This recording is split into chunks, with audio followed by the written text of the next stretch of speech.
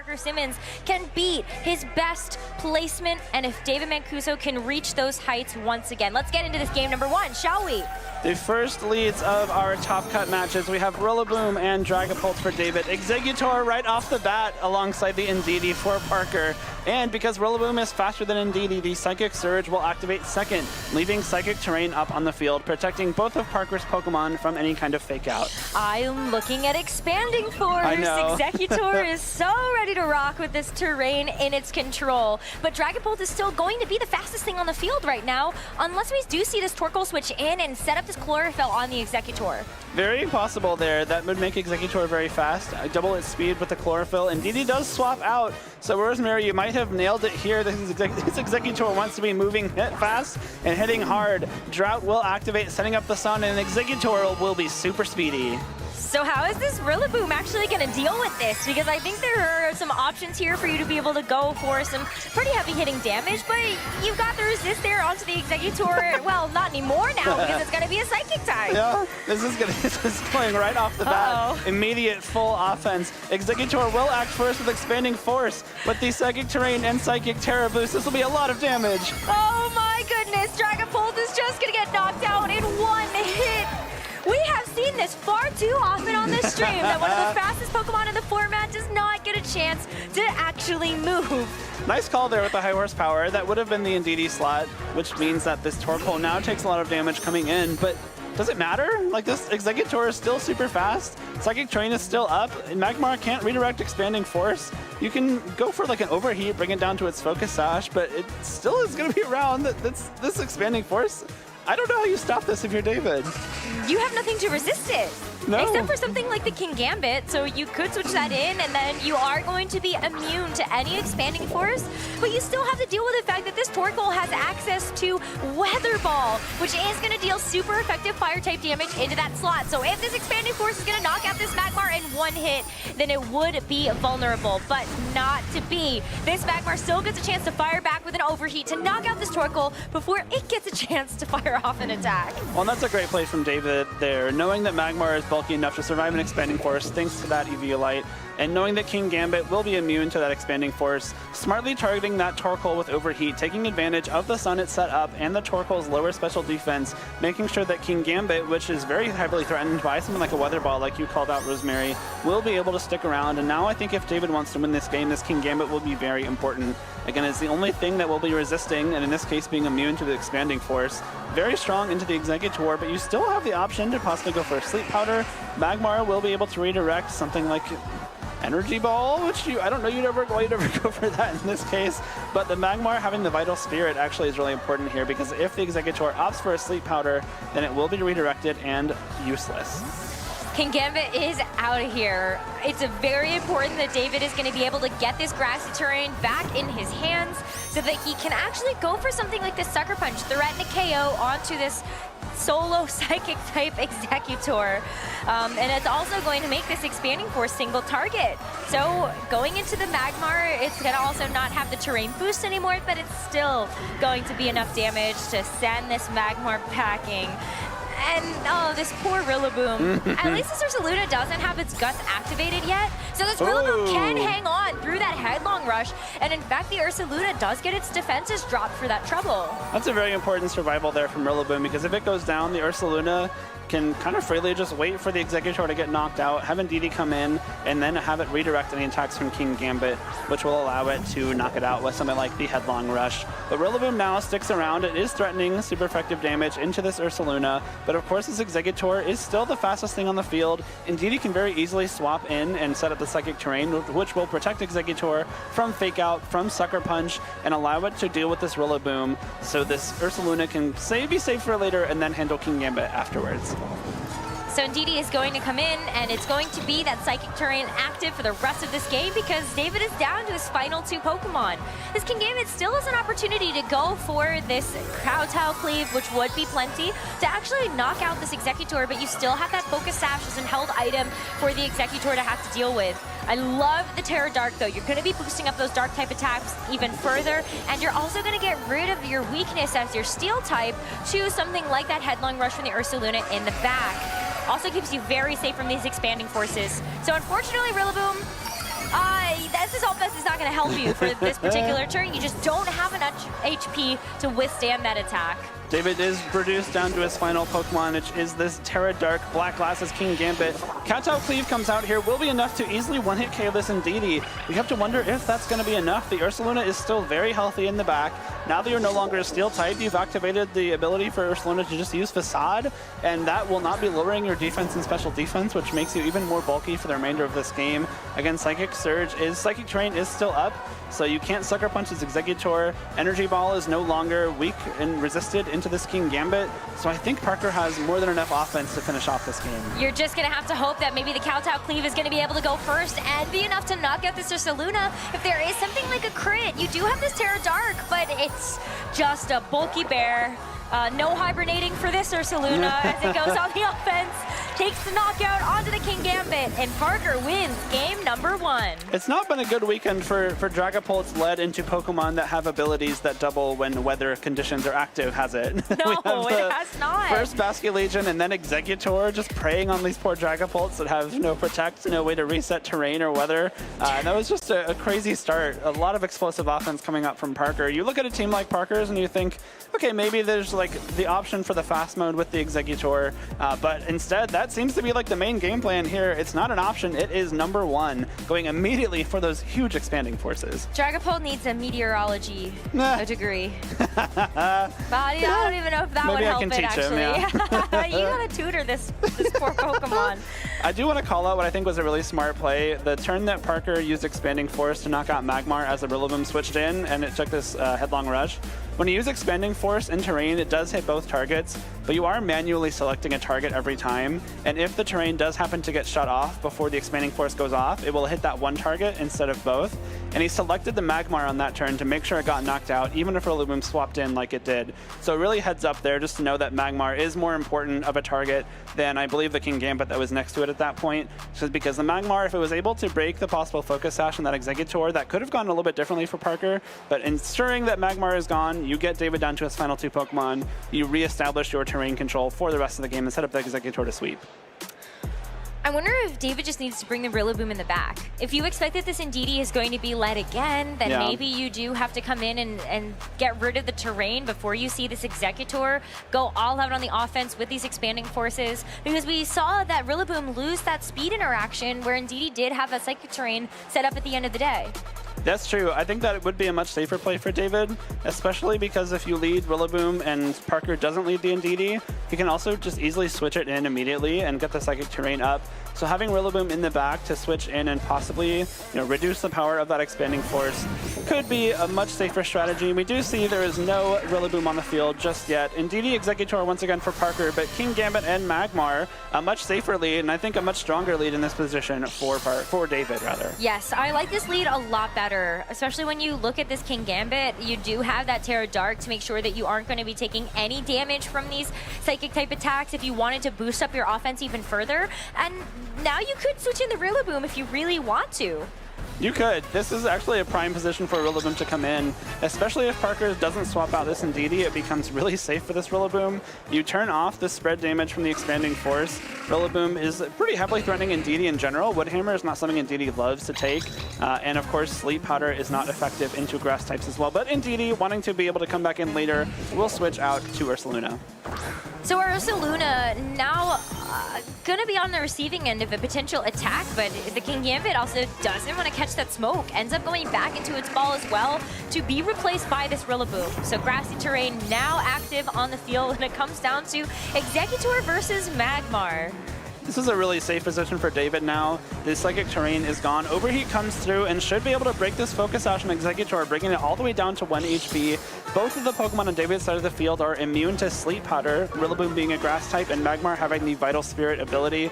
So a much better spot to be in Expanding Force without the damage boost. Does a little bit under half to Magmar there, but thanks to the Grassy Terrain, we'll have the chance to recover it right back up. Looks like it's going to be a 4-hit knockout if you just keep hitting away with those Expanding Forces, a single target. But this Ursaluna has something to say about it. It has the ability to go for this Ghost Terra, which would actually put it in a position where you don't have an opportunity to fake it out. No fake out possible because we do see the Ghost Terra coming through, and of course the Indeedee switching in to set up the Psychic Terrain that will no longer have reduced power on Earthquake, so that could be very important here on this turn. The Ursaluna is looking to have a big offensive impact, and we will see it Terastallize right away, the Ghost typing coming through.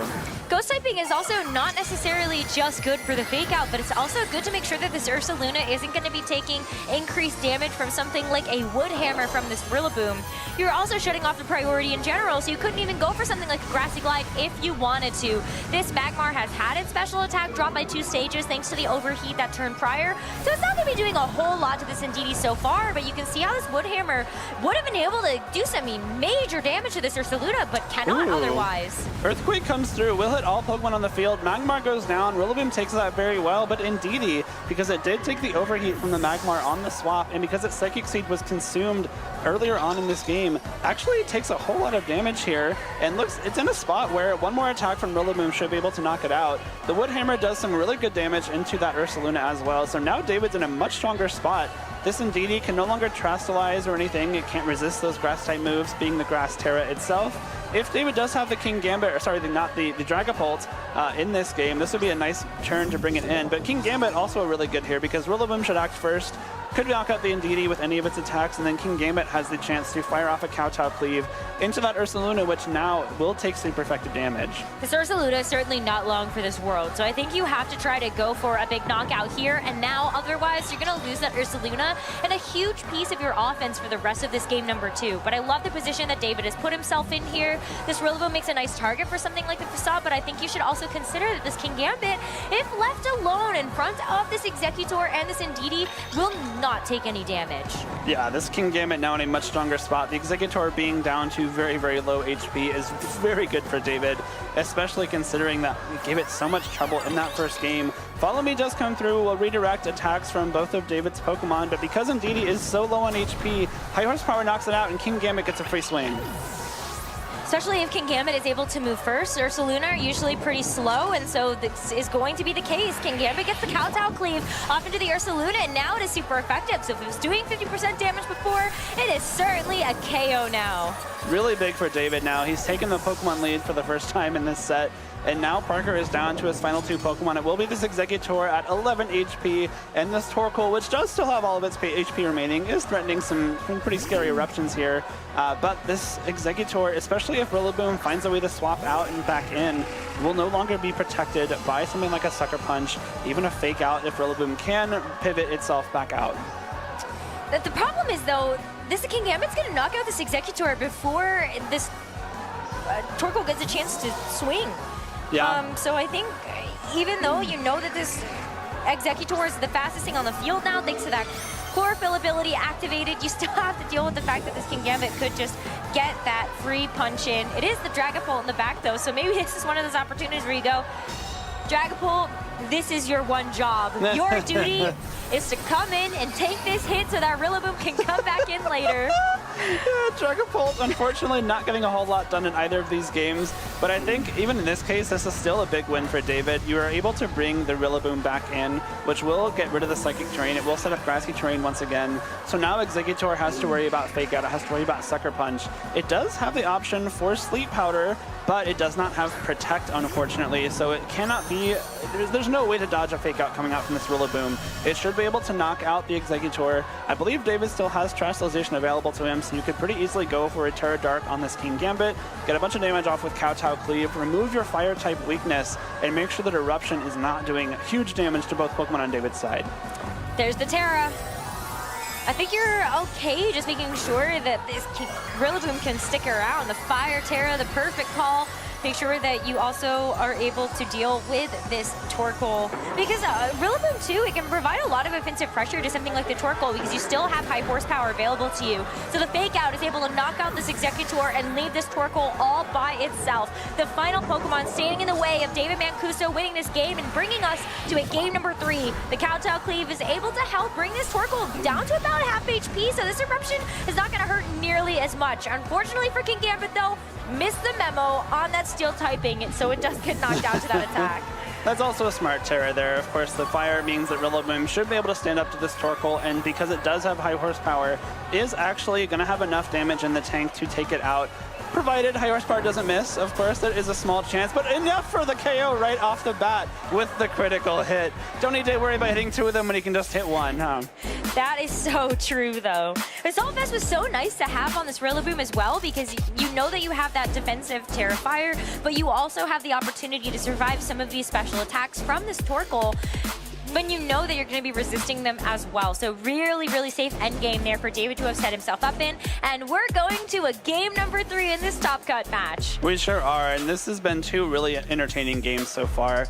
Seeing the way that these 2 teams interact with each other has been really cool, because you have to worry about this terrain control. So far, the player that has better control over the terrain on the field has won each game, and I think that's going to be the case in game 3 as well. Psychic terrain is really important for Parker's team. Not only does it boost up the power and spread of the expanding force, but you save yourself from the sucker punches, from the fake outs, from the grassy glides, which are really important pieces in David's team. Because if this Executor is the fastest thing on the field, and you don't have a way to hit it with priority moves, it's going to be really hard to stop it.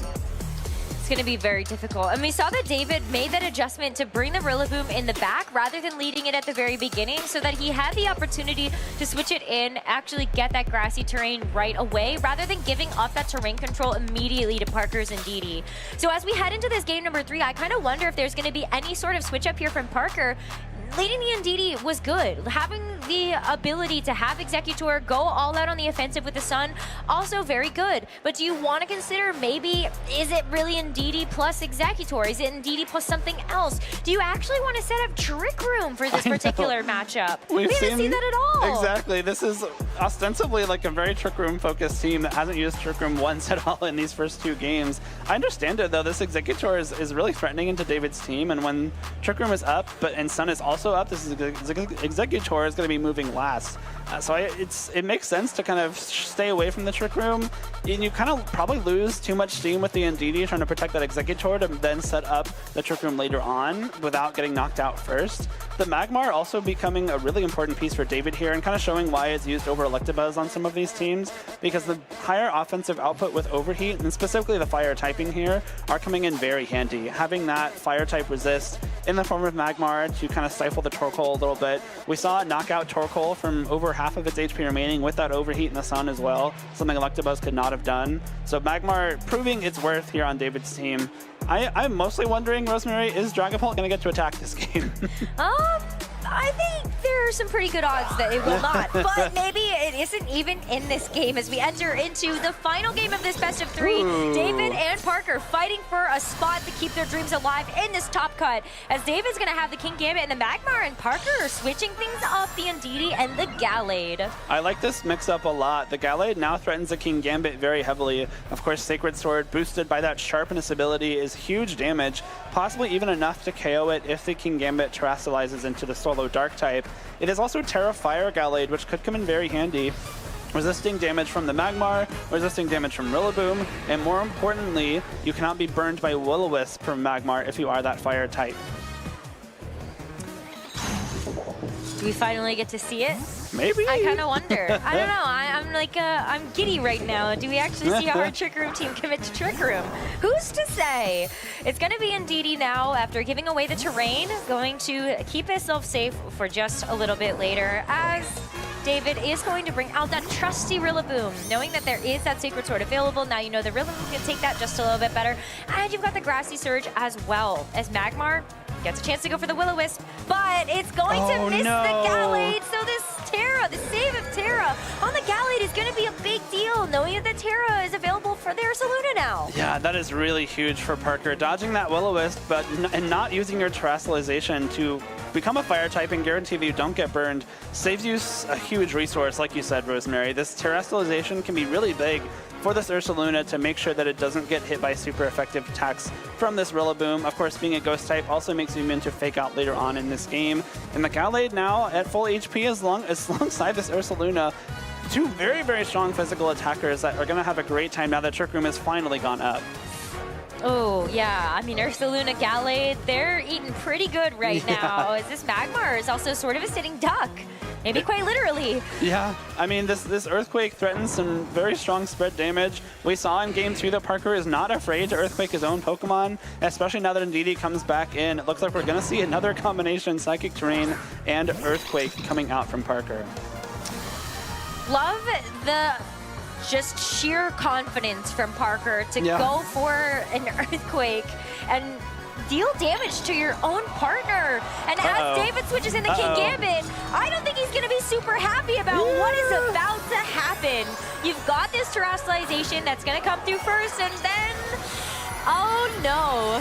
Yeah, Ursaluna does become a ghost type, will protect itself from those fake outs, from those wood hammers during this game. And unless this Magmar terrestrializes, which it is, a little bit of a saving grace for David there, so the Magmar should be able to stick around for a few more turns.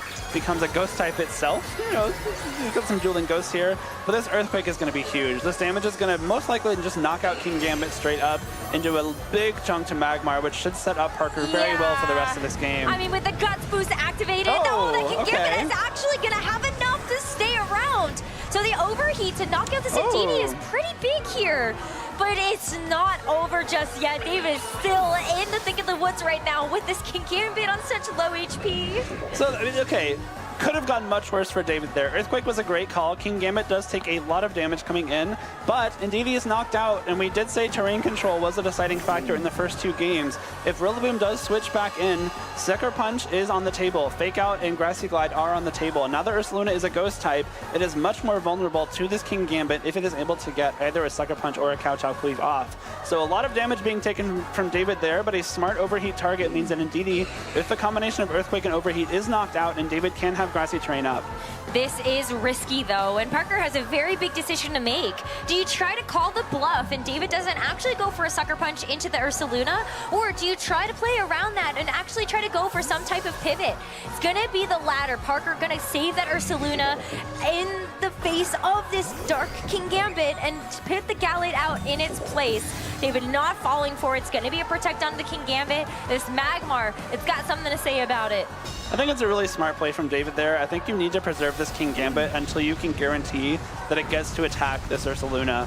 And because Parker does still have a third Pokemon, that's a pretty easy swap out into that Gallade. You're not taking any Sucker Punch damage. Of course, Psychic Terrain is still up, so on this turn, if David wanted to get rid of the terrain, the Rillaboom just takes an eruption on the way in and immediately gets knocked out, which I don't think you can afford either. So now Rillaboom does come back.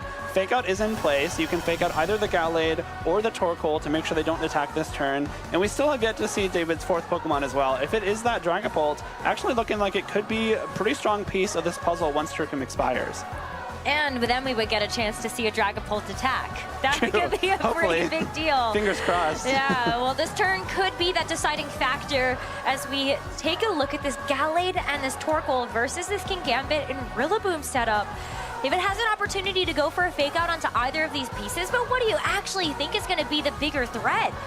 I don't know. It's really hard to say because this Torkoal is still at full HP. Will be not hit by the fake out, so it is flinching this turn. And we have to see how speeds work out. King Gambit goes first. That's a big deal. A lot of King Gambit right now actually trained to be faster in Trick Room over something like the Gallade. So it gets to fire off this powerful Kowtow Cleave before it gets knocked out in the process, and this Rillaboom gets to stay at full HP. Really big there. That King Gambit speed stat is very important in this matchup. Like you said, a lot of them are a little bit faster and likely are attacking before Gallade outside of Trick Room that might be trained to be as slow as possible. But Dragapult does come in here. That means that it might get the chance to fire off an attack for the first time in this set.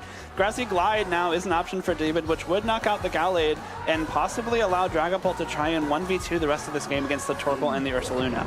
The problem, though, is that this Torkoal is still going to be the fastest thing in Trick Room, so it has an opportunity here with the HP pool that it has to just go for a big eruption. So this Rillaboom's going to have to hope that this Assault Vest is going to be enough, or that this Grassy Glide was going to be a good enough sacrifice for this Rillaboom. It is going to get knocked out in the process, but this Dragapult is going to help resist a lot of that damage thanks to the fact that it is a Dragon type. But there's an Ursaluna in the back here. Parker has been waiting, and it's going to be the Phantom Force to try to stall out this final turn of Trick Room. That's smart. Phantom Force there means that the Dragapult will be able to attack immediately next turn. And knowing that Grassy Glide came through, that might mean that David targeted that slot to make sure that this Ursaluna gets hit by the Phantom Force. You cannot protect in front of Phantom Force. It will be broken. But unfortunately, I think that no matter which target this Phantom Force hits, the other Pokemon has enough juice left to take the knockout. We saw Eruption do over half. Now that it's only hitting one Pokemon, it only gets stronger. Phantom Force comes through here, does want to KO Ursaluna, but Torkoal gets to fire off Eruption. Yeah, that critical hit's not going to matter here when it's going to be super effective damage anyway. So this Torkoal with the Weather Ball as well, you know it's going to end up being this Fire-type attack, single target into this Dragapult. If it's able to stick around, it gets to go for another Choice Band Phantom Force, but it's not going to. So Parker Simmons, with that 2-1 victory, moves on to the next round of Top Cut. Really well played by Parker there. That immediate expanding force in game one put David on the back foot at the very start of this set. David was able to recover and take game two, but Parker mixed it up expertly in that third game. Knowing that I've threatened David with this really fast Exeggutor both times, maybe David's going to overcorrect for it, but it's so hard when you have so many tools at your disposal. Parker finally going for that Trick Room mode and using Torkoal as the main offensive damage output. It was too much for David to handle. Was very over.